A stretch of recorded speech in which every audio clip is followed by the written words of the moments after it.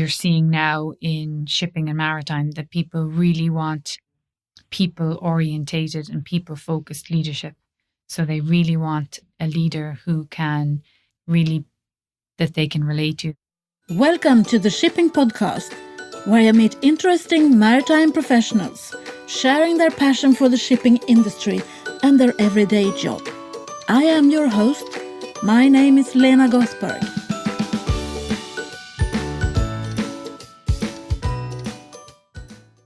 Hello, Shipping Podcast listeners. Welcome to the 104th episode of the Shipping Podcast. This is an episode with a lot of things that are new to me, but hopefully will not make any change for you. This is the first episode recorded with my new microphones that I bought last summer. And for the tech nerds out there, they are Samsung Q2U dynamic microphones. And it's an upgrade of the sound of the Shipping Podcast. In addition, there is a new logotype for the Shipping Podcast. I thought it was time after 100 episodes to make some changes and do some updating. You will not be able to listen to the new logo, but you can see it. It's on the website, shippingpodcast.com, or everywhere in social media by now. There are more changes to come, but maybe I need to sneak them in little by little so that you don't feel totally estranged to the Shipping Podcast. If this is your first episode, the first episode you are listening to, you could just sit back and enjoy the good sound quality and look at the beautiful logotype. So the 104th episode was recorded in Rotterdam on November the 5th. You will be listening to Joanna Kelleher talking about leadership in the maritime industry. Joanna had published an article on LinkedIn, to which Melvin Matthews, who is with Wärtsilä, drew my attention, since he knows that leadership in the maritime industry is another thing that is close to my heart. I really liked what Joanna wrote. She was presenting her findings from a research survey that she had done. So I connected with her via LinkedIn and asked her if she would be interested to sit down for an interview with me. And she did. This is our chat. It's a long one, but we bring up so many interesting topics. I hope you enjoy it. Welcome to the Shipping Podcast. Could you please introduce yourself?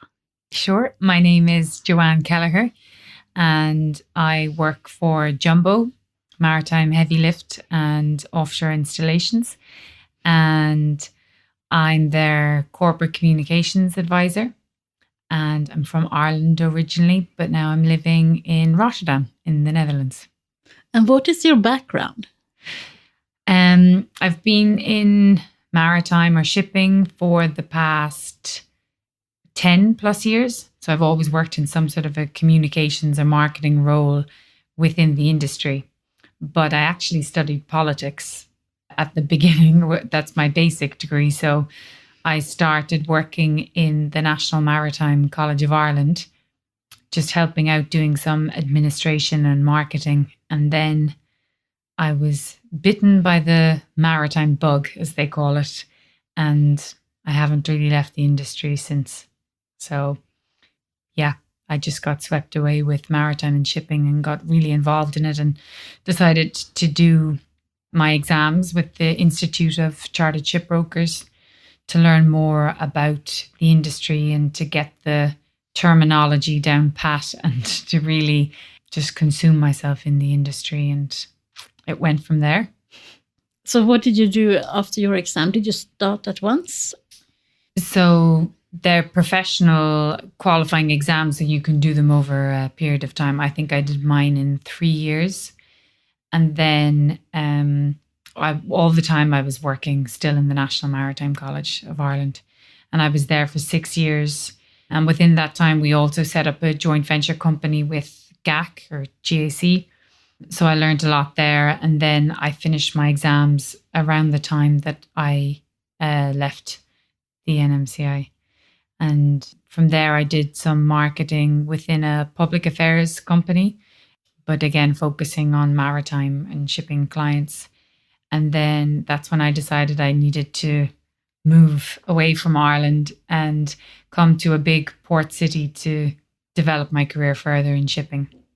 And my dream was to work for a ship owner. That's what I always wanted to do.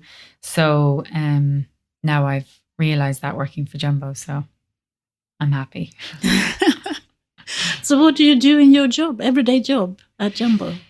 Well, I'm head of their communications. So it's really everything. It's both internal and external communications. So everything from the website to brochures to issuing press releases, dealing with the media, journalists.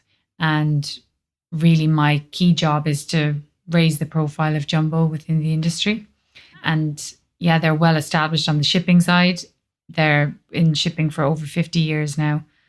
But offshore is really taking off and we're really developing that side of the business. So we're also building a new vessel, a new offshore vessel. So that's very exciting. And there's lots to do because you really have to start communicating about that now, even though the vessel won't be built for another 2 years.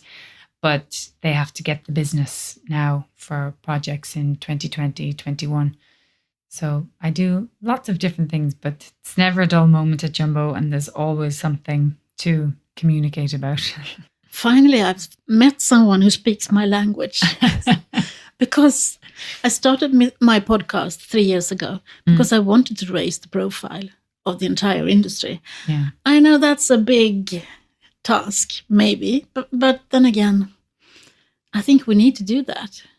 Yeah, absolutely. What do you think we could do to become more visible to the general public? Yeah, it's a question I asked as well in my thesis study, which we'll talk about later, but because it's something I wanted to know the answer to because I don't think I know enough yet. But I asked a lot of the people I interviewed, what do we need to do to change the industry? How can we improve things? How can we raise the profile of the industry? And it's interesting, a lot of the feedback I got was, well, the industry needs to change its image. It needs a new image. And it starts at the top, is what a lot of people said as well, that the leaders in the industry either have to change or we need new leaders in the industry. And then they also said that it starts from the beginning. So it's with educating people about shipping, about maritime, and making it an accessible industry, an industry that you want to work in, that you dream of developing your career in shipping, in maritime, and all of the associated businesses involved. And that has to start at a young age. And it's changing really the reputation of the industry from maybe what people perceived as, a lot of people said, well, you could work in maritime and shipping, but you didn't really need any education. And for some people, they want there to be a process and they want to see that they can progress their career in an industry because of a qualification that they've achieved and that they can work towards something. So I think there's lots of different ways that we can change the industry, but I think we have to first acknowledge and admit that it needs to be rebranded. I think I'm falling in love with you.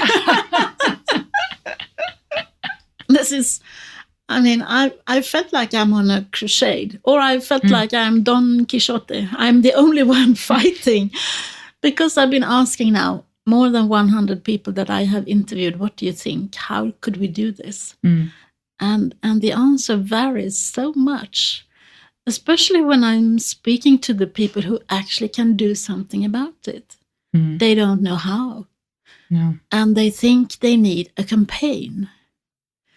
And it doesn't really do the thing. It's a matter of recognizing, as you said, recognizing that we need to change our profile, raise the profile, become more interesting to more people. and then find people to help to do that. And there are people who actually are educated to do that, and not just think that, yeah, I can do that as well. I see shipping companies who has the responsibility for marketing is also on the CEO of the company.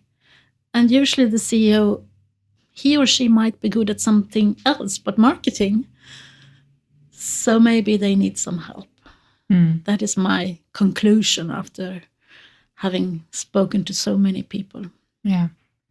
Yeah, and I think that some people think that it has to happen naturally, that the leaders of a lot of the shipping companies and maritime companies now, that they don't necessarily, like you say, know how to change, and that it has to be a natural occurrence, because you have all of these young people. I interviewed a lot of them for my research.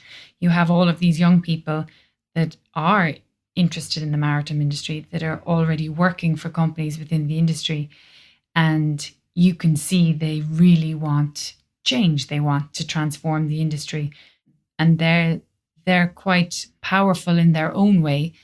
And I think that they will eventually realize that change, but it won't happen overnight. That these people have to infiltrate all of these companies and help the leaders at the top and help them to change bit by bit. I know it's difficult because you want more instantaneous change and you want things to improve, but I think realistically it will take time, and some of these young people need to get the time to get into these leadership positions in order to really change. Yeah, I agree. So maybe we should talk about why I really wanted to interview you. Yeah. I read your posting on LinkedIn about your research about leadership in the maritime industry. How did that come about? Well, so when I moved to Rotterdam, I decided I wanted to do a master's in corporate communications. And I did that here in the Erasmus University in Rotterdam. And then at the end of all of the programs that I did, all of the workshops, you have to complete a research thesis. So I thought, okay, what do I really want to do this on? And I knew I wanted to combine it with my passion for the maritime industry, but also my curiosity about leadership. I've always been a little bit obsessed with leaders and what makes someone a leader and how leaders could change the maritime industry. And then, of course, you have the communication side of things. So I knew I wanted to do the research about leadership in the maritime industry and about how these leaders can and do communicate and lead the industry. So I spoke to my thesis professor, and initially I really wanted to do something about female leadership because I was interested in that. But we actually decided to take a more holistic view and really tackle the industry as a whole. So not just talk about one issue of female leadership in the industry or lack thereof, but really take on leadership in the industry as a whole, but only the shore-based side, because a lot of research has already been done about leadership on the seagoing side and the seafarer side. And I really wanted to focus on shore-based because that's what I'm working in and that's what I'm interested in. And virtually no research had been done on the topic already, or very, very little. So that's when we agreed, okay, let's do it on leadership as a whole within the maritime industry, the shore-based maritime industry. So how many people did you interview? 37 in total. And that was a mixture of, it was a combination of one-to-one interviews and focus groups. And then I did some questionnaires with people that I couldn't meet face-to-face. So 37 in total, based from countries across Europe. So the study was focused on Europe, but people from the Netherlands, Ireland, the UK, Germany, Sweden, France, and all professionals working within the shore-based maritime industry in Europe, and ranging from very young professionals who had just entered the industry to people who've worked in the industry for over 20 years. But I purposely didn't interview any of the actual heads of shipping and maritime organizations. So I really wanted to focus on the people working within the industry and get their feedback on the current leadership in the industry and then their desired leadership for the future. And you say it's time to rock the boat. Yeah.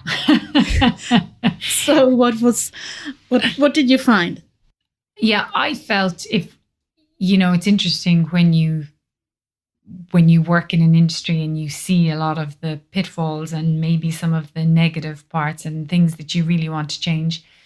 But then when you really do proper research like I had to do and really look at all of the literature that has been written about the topic, not just about leadership in maritime, but leadership in general, then you have to review what's been written about leadership in the maritime industry. You have to review all the different leadership styles that exist and why they exist. And then you really have to do it in such a structured and academic way. And it's the same when you interview people, that all of the questions have to be structured, the questionnaires have to be structured in such a way that you really get concrete results at the end of it. And it was interesting with mine, the concrete results really showed, from my research anyway, that there's not necessarily anything wrong with the current leadership in the maritime industry.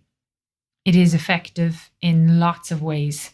But what it did show was that there needs to be improvements, and that also the current leadership doesn't necessarily correspond with the desired leadership for the future. So there's definitely an imbalance there.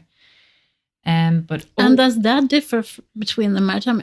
Maybe you don't know that, but is that different because we are maritime, or does that apply to every business because the future will be different? Yeah, I think, and that's part of the research. So you do look at leadership as a whole and what people in general are, what research says people are looking for in future leaders. And there is definitely correlation there. There seems to be this trend for leaders who really understand IT, technology, because we're moving more into a new world of digitalization and innovation. And people expect that leaders will be able to understand that world and lead them through that transformation. So I think that definitely exists on both sides.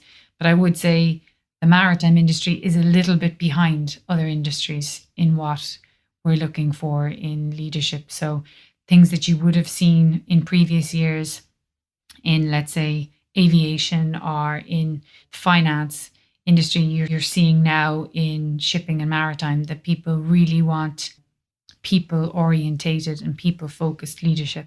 So they really want a leader who can really, that they can relate to, that they can be personable with, that it's not this authoritarian leader from the past, which traditionally the maritime industry would have seen a lot of, because we are a traditional industry.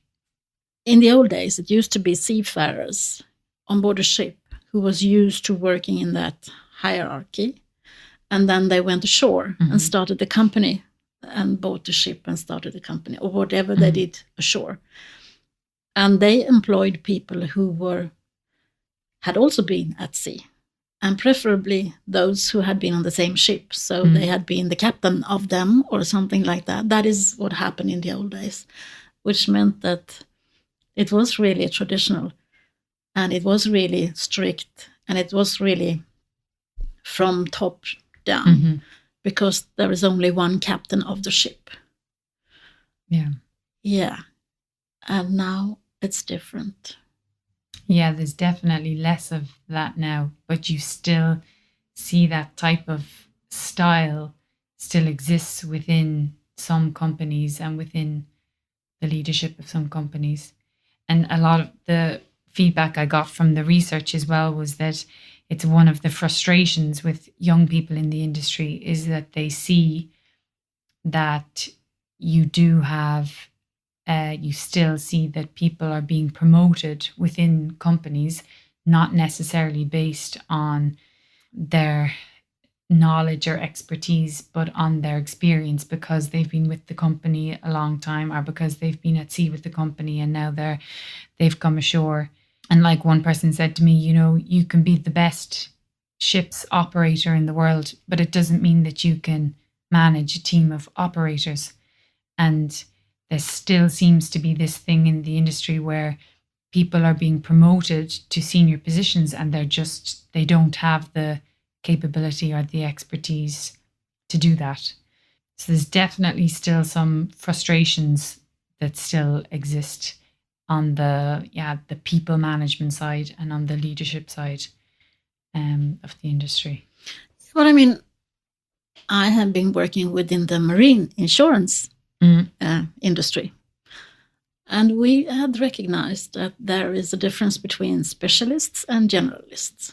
So some people are good at leading and some people like the work to work with your staff and so on. And other people wants to sit in their room and do their business. Mm-hmm. So it differs. I don't really know how many other industries within the maritime industry that has realized that. I hope that there are more, but that's the case everywhere. Yeah, and a lot of the feedback I received as well was exactly that you see people working in shipping companies who are either a very good people manager or very good technically, but you rarely see somebody that's good at both. And that doesn't mean those people don't exist, or it doesn't mean they can't exist, but it was just people's stories to me were that they haven't seen it, or if they have seen it, it's extremely rare. So I think that's something that's definitely been acknowledged, not just by you, but by other people as well. And that all, I think, goes back to the education side of things and the recruitment side of things as well, of who are we hiring for these positions. And if you hire somebody from the aviation industry that's a really good people manager and he comes into your shipping company, will people accept him or her, number one? Because will everyone just say, oh, well, they don't know anything about shipping or they don't understand the business or the industry?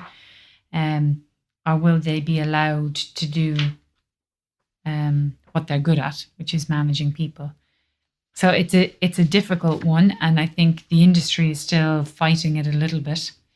And then there's other people that really want it to. They see the issue so clearly, and they really want it to change. Yeah, I've been in this business for 25 years, and I do not have a seagoing background. I studied law, so I was completely different animal when I entered, in addition to being a woman. So I can relate to that. If there is someone coming from outside the industry, you're not accepted until you learn the lingo, the language. You need to speak the language. Yeah. Then you get accepted.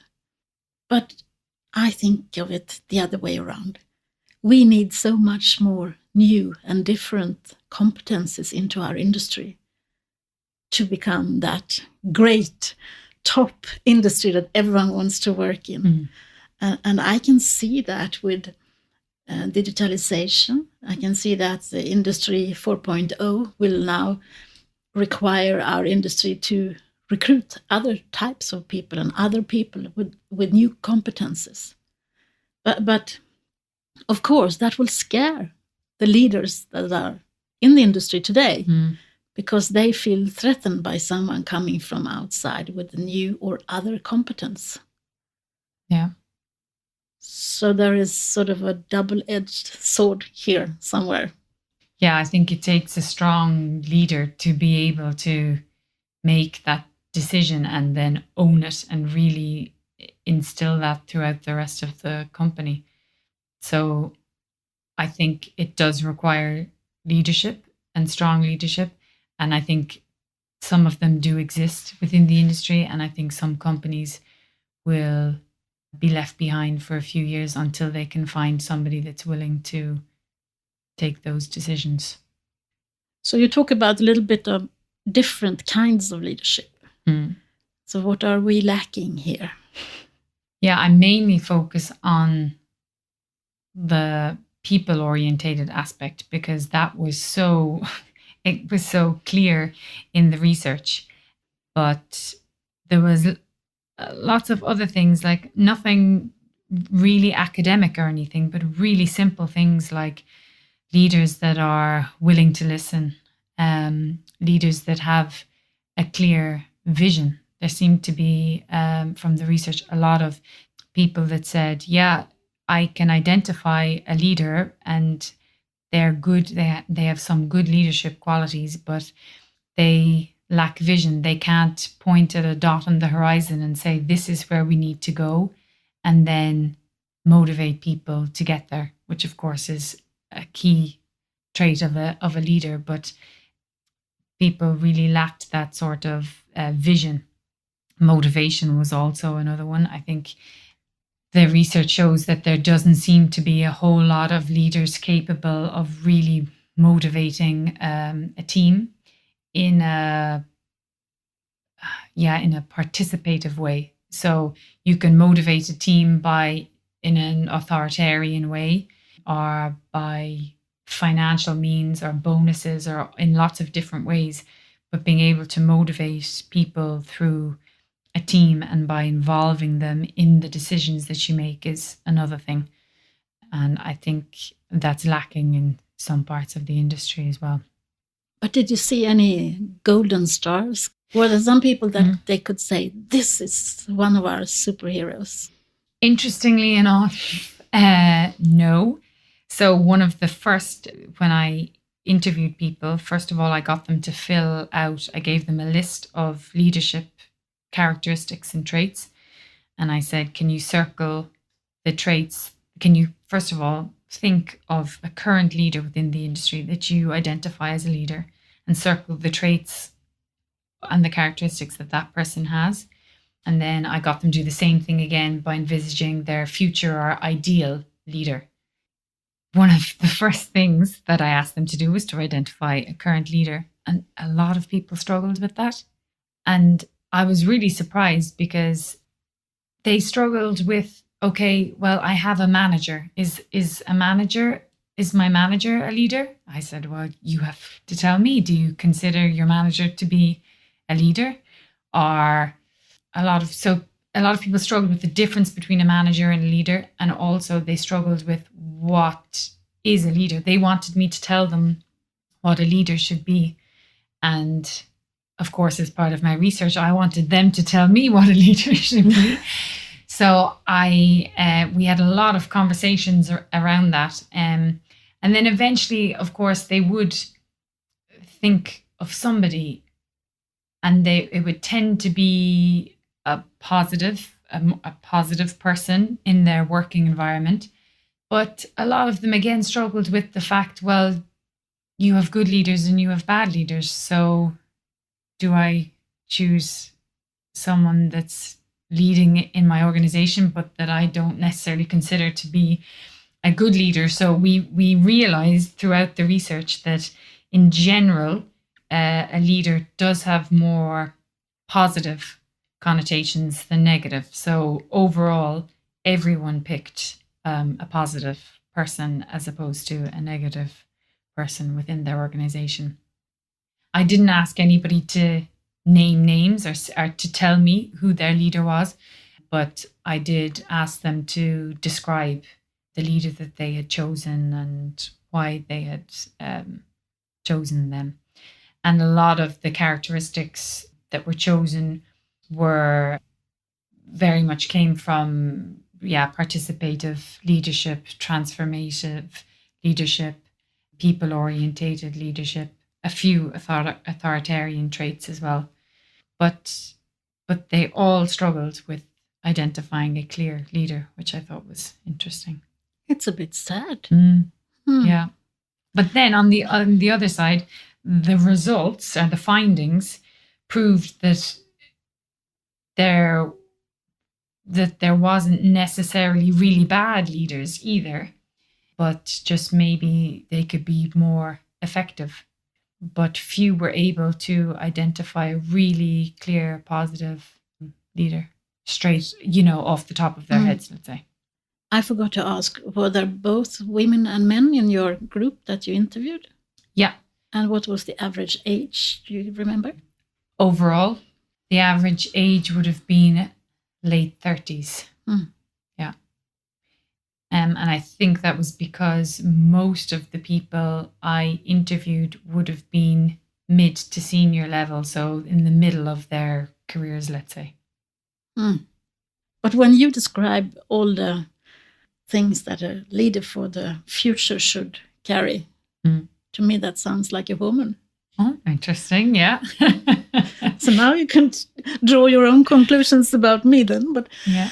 I mean, to a people's person, yeah, I know a few men who are really good with people in this industry. People you see sort of in the headlines or so on. I see a few of them that is not as good people as well.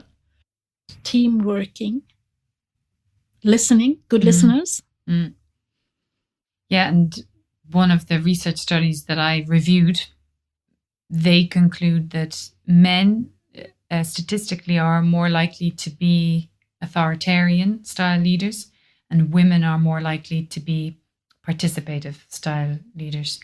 And by participative, I mean that they involve people in their decision making, that they're able to take advice, and they ultimately own the decision that they make, but that they take a lot of input before they make those decisions.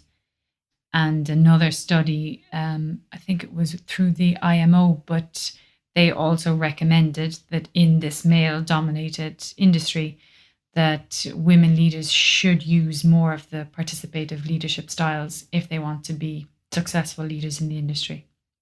Because the same study showed that women that take that more authoritarian approach and autocratic approach to their leadership, that they're reviewed in a bad light, and that they don't seem to be able to get the cooperation from their teams, and not that they're tarnished, but they're kind of seen as ineffective when they use that leadership style. So it could very well be that the future leaders of the industry should be women. But I think my research shows as well, there's good leaders and there's bad leaders. Some are men and some are women. And it really, I don't know if gender matters so much. It's more about the quality of the person themselves.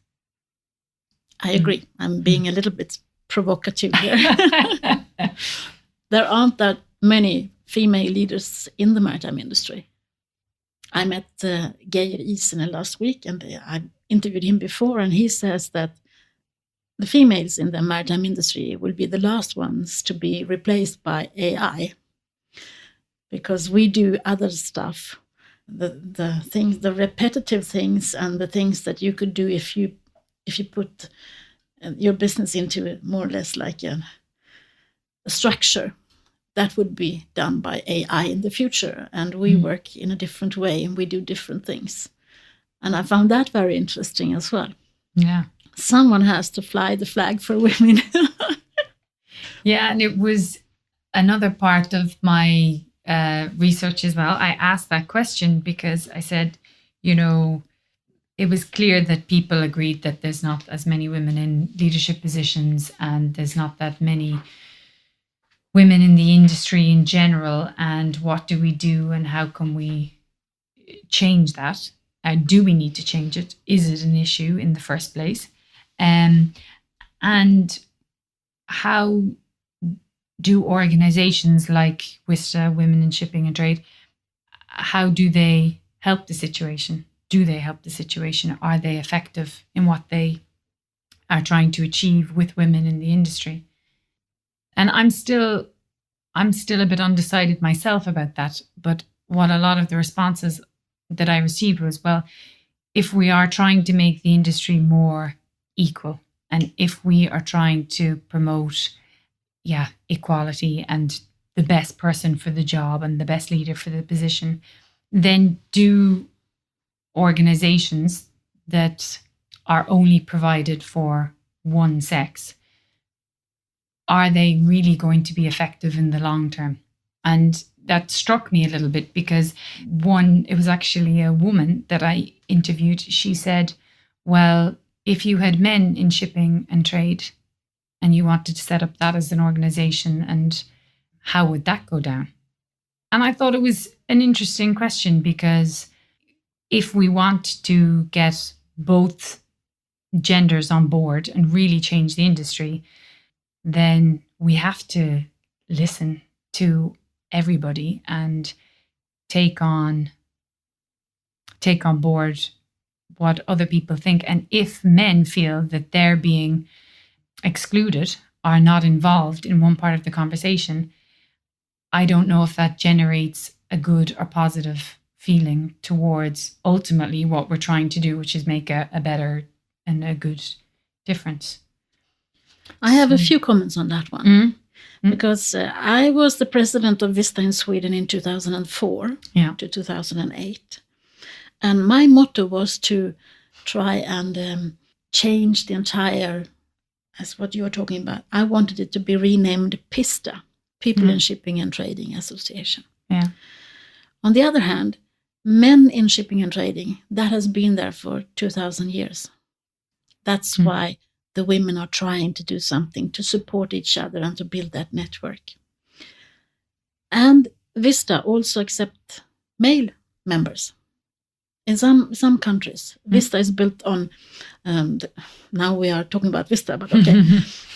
WISTA International is built by the national WISTA associations, and every country have their own rules.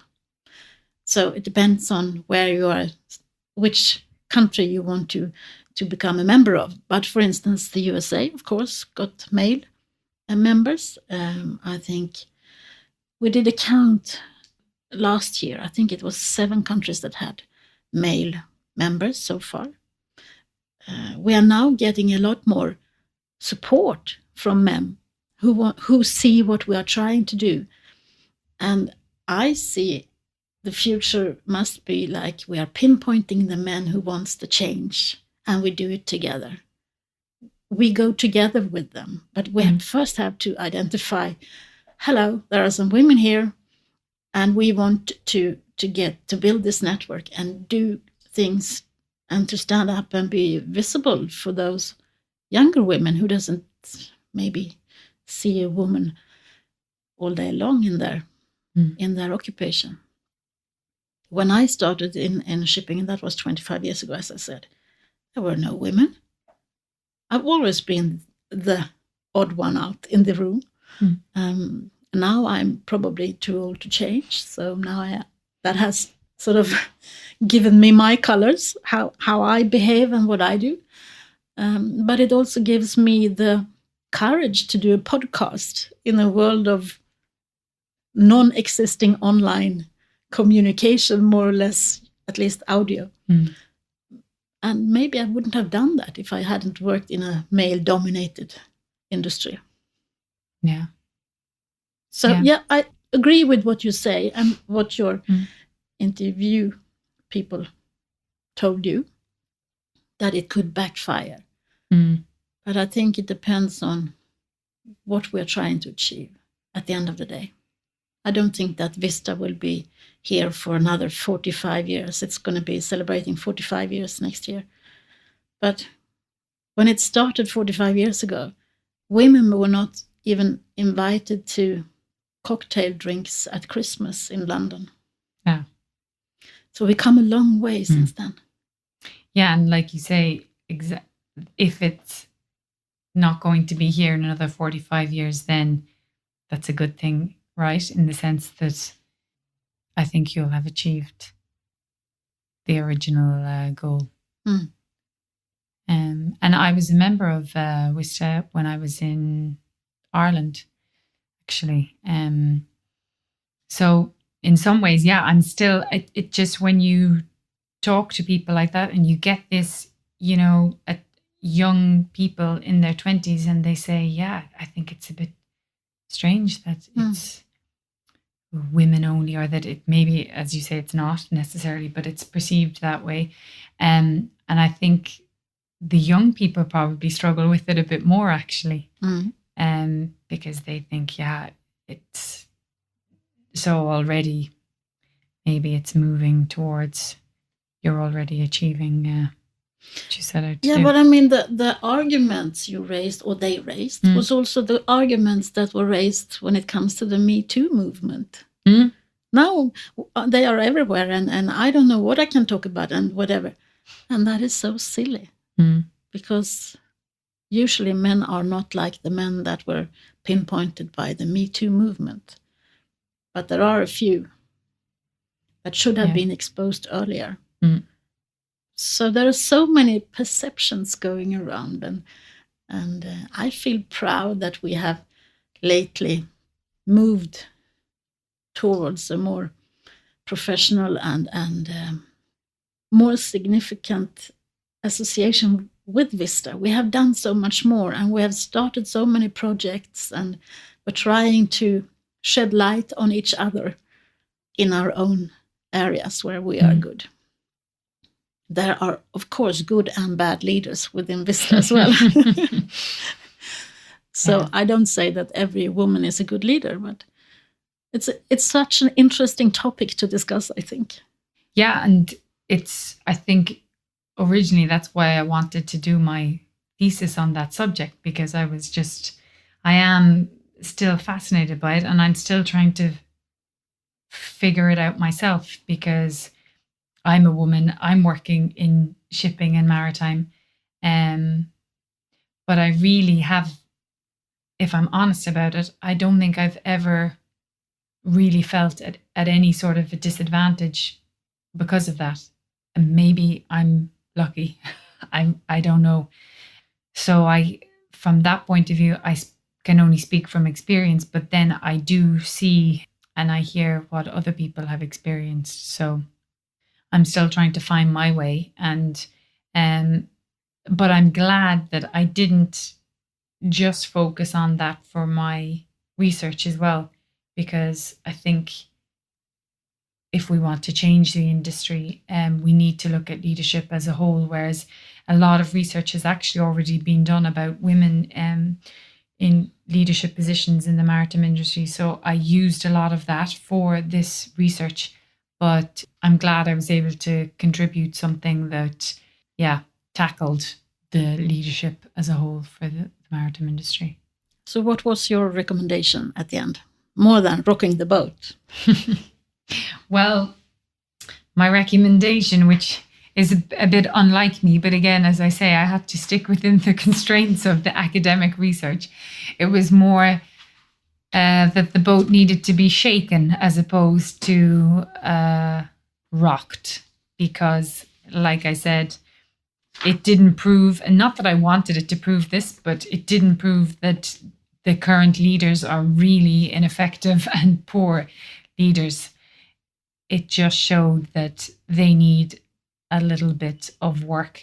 And if this research can in some way help them to focus a bit more on what the people working in the industry feel is lacking, then I think I have contributed in some way.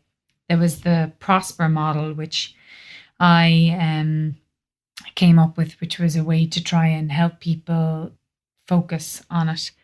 Prosper is a guide to, the desired leadership for the maritime industry.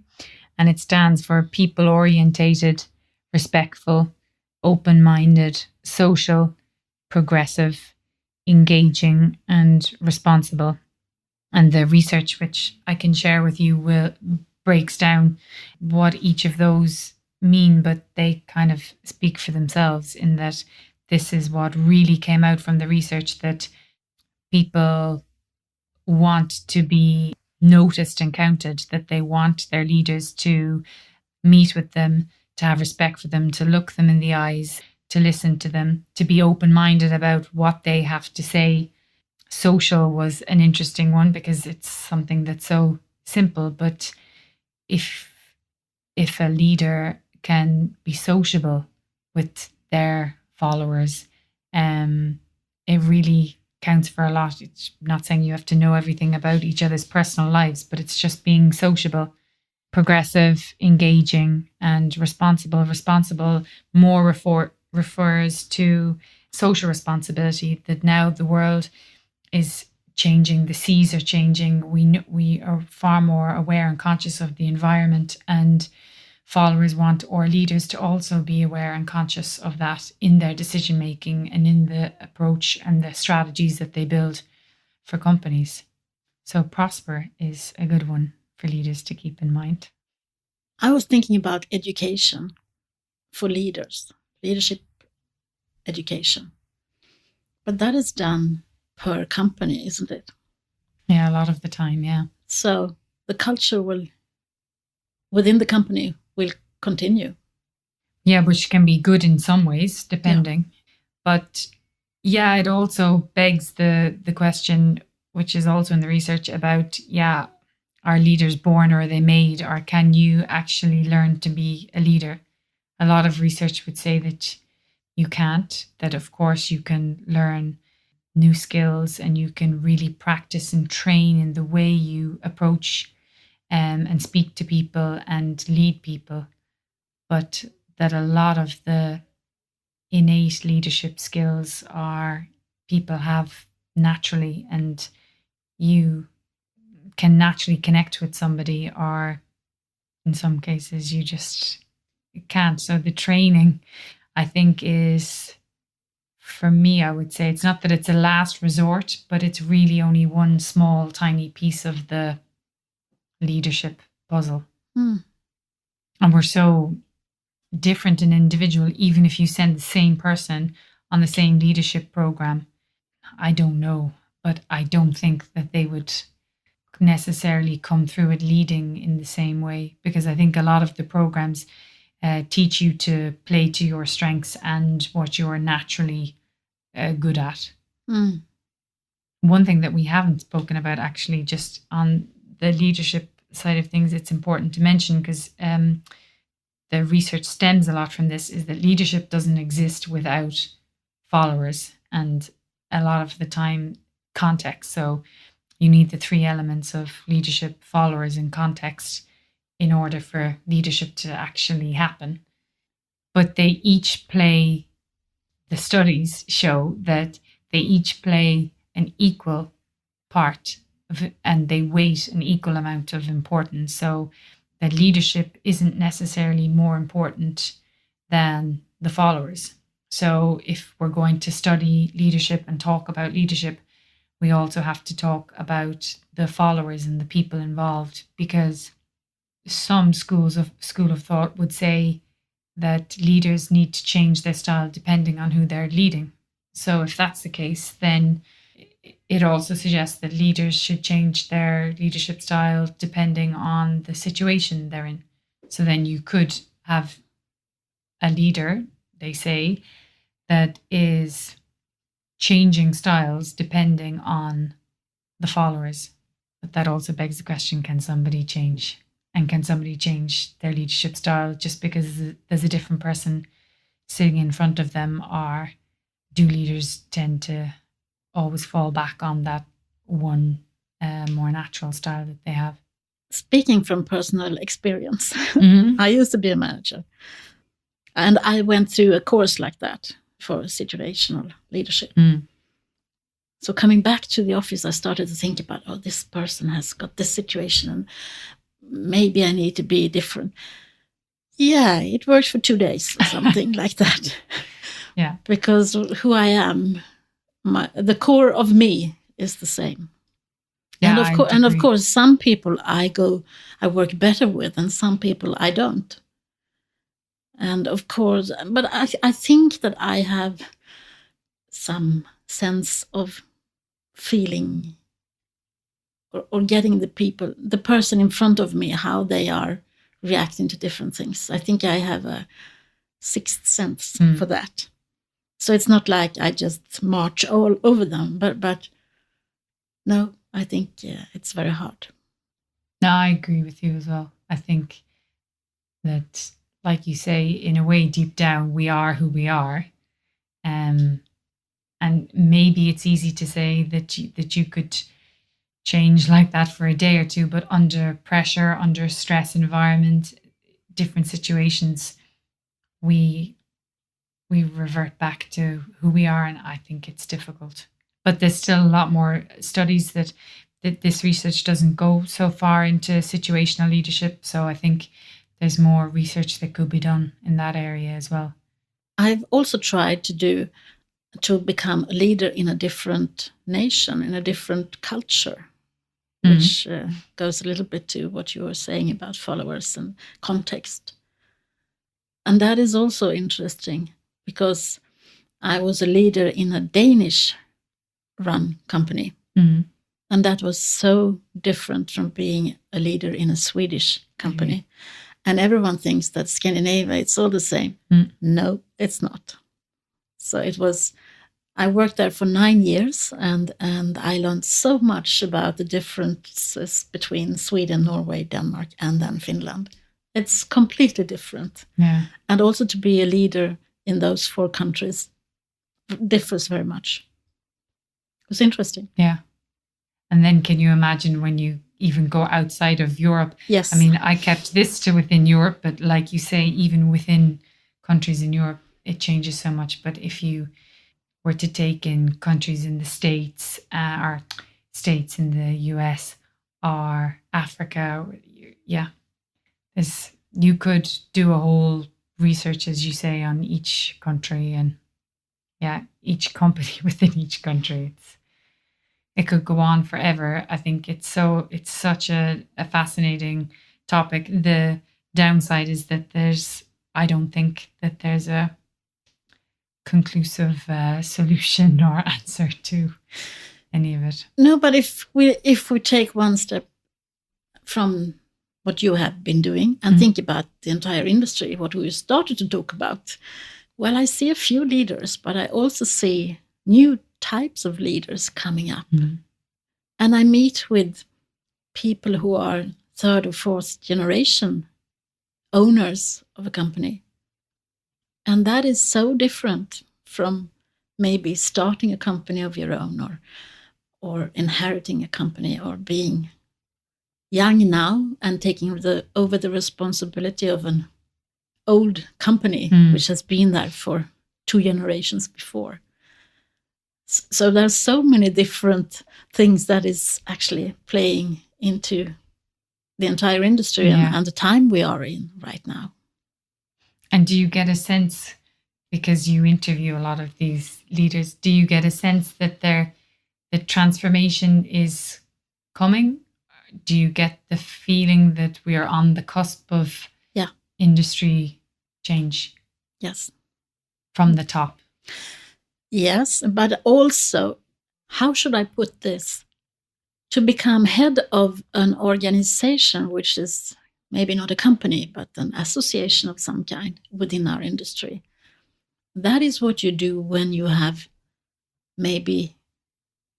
more of your career behind you than in front of you. And as long as we have that leadership still in the associations, I mean, all the companies are probably members of, I shouldn't be pointing fingers anywhere, but I mean, if they are shipbrokers or ship owners or ports or whatever they are probably members of an association. Yeah. And head of that association, I haven't seen anyone being recruited who is 35 yet. No. But for me, the 35-year-olds are the new ones, the new stars coming up. I can see that for them, it's a completely different ballgame. And they don't care if it's men or women. No. And it's more of a meritocracy than the authoritative leadership. And I think the 35-year-olds and below who I interviewed as well, they don't see it as a challenge. and in a good way.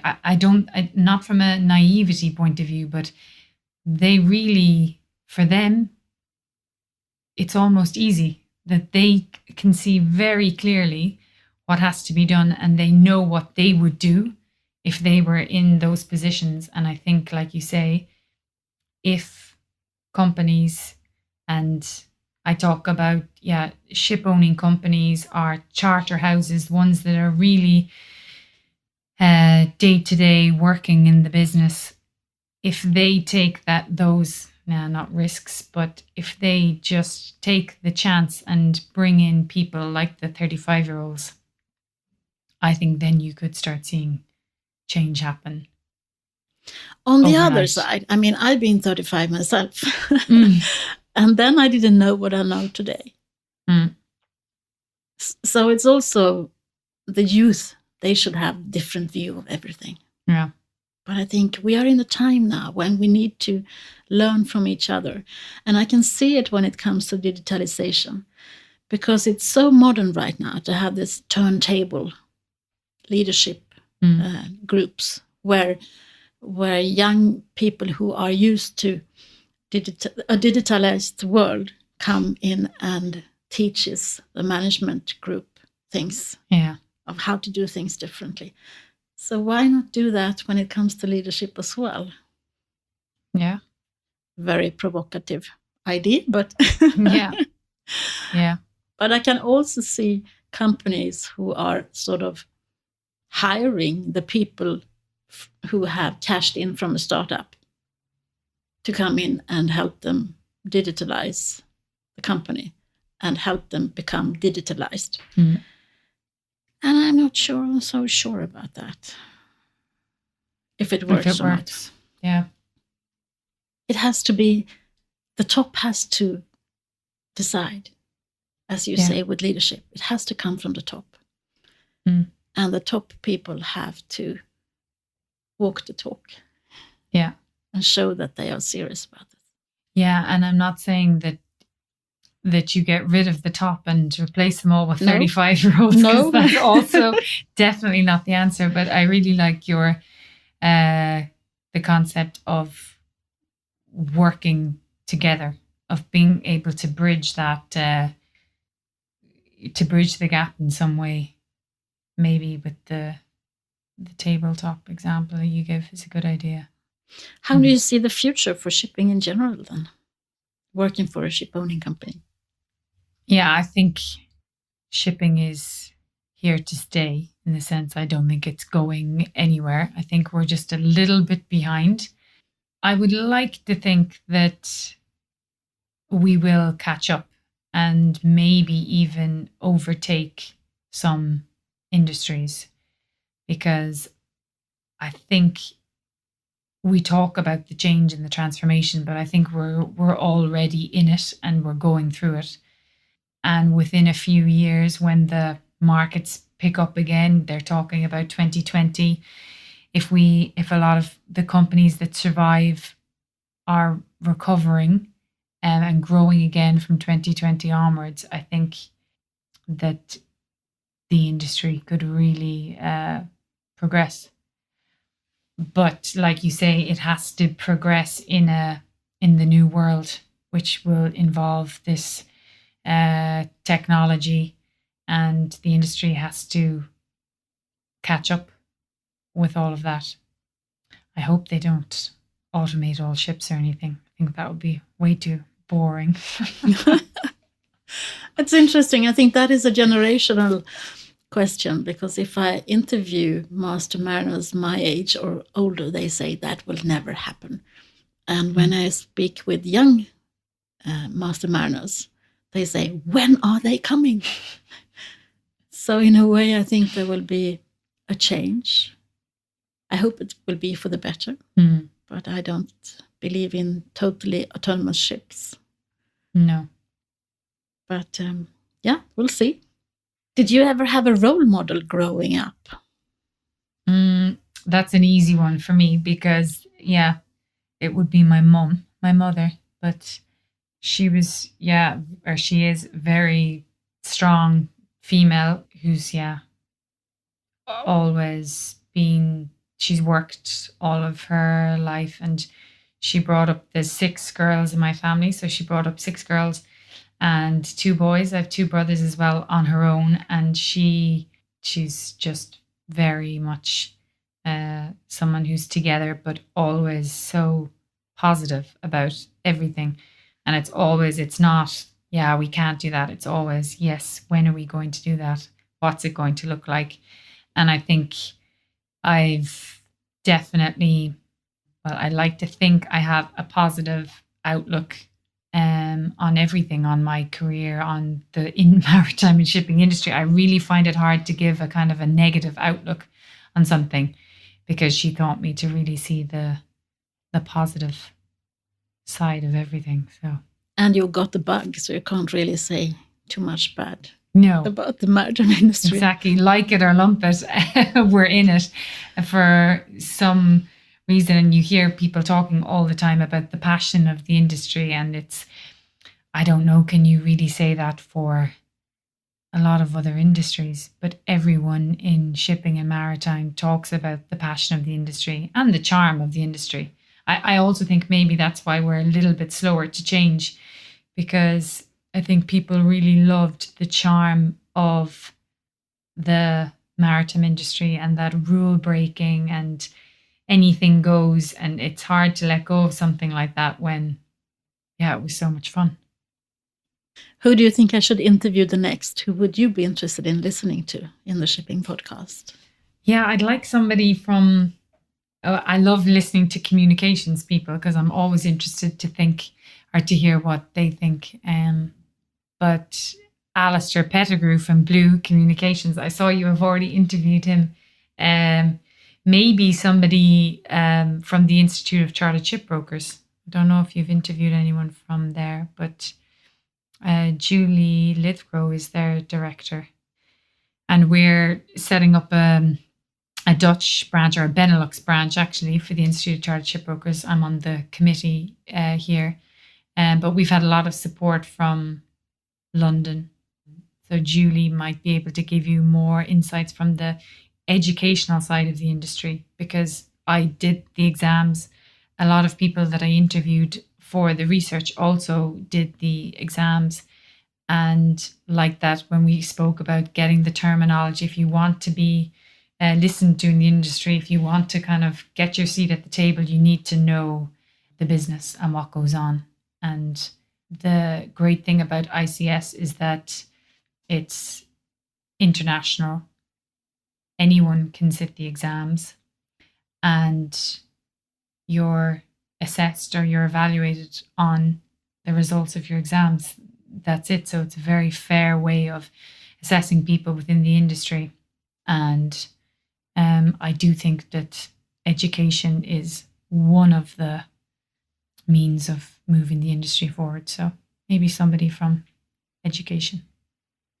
Okay. Thank you for taking the time. It was such a pleasure talking to you. Thank you, Joanna. I really enjoyed meeting you. And you were such a good sport to just say yes to a blind date with a woman you never met before. And then you deliver like that. Congratulations. And I'm sure we will hear more about your research and more about you in the future. I would like to ask the listeners, what is your view on leadership? Do you think we have the leaders we deserve, or is there really a demand for a new kind of leadership in the maritime industry? Please, find me in social media. My handle is @LenaGosberg. We need to start a discussion on this if we want things to change. If you want to support the job that I do with this podcast, you can consider becoming a Patreon of the Shipping Podcast. That's a new thing for you, maybe.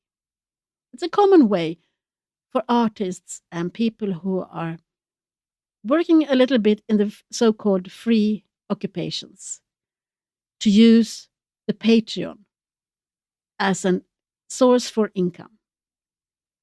You can visit patreon.com/shippingpodcast shipping podcast and have a look. Maybe you think what you heard today was worth $1 a month or something more. Thank you for listening. And thank you to all the people that reaches out to me and give me encouragement. I really enjoy that. The next episode is on AI in the maritime industry. You don't want to miss that one.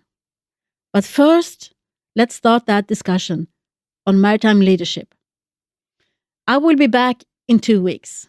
So, for now, from me to you, over and out. Thank you for listening to the Shipping Podcast. Don't forget to tell everyone that you meet that there is a shipping podcast available and that they should download it and listen to the maritime professionals who are sharing their passion for the shipping industry.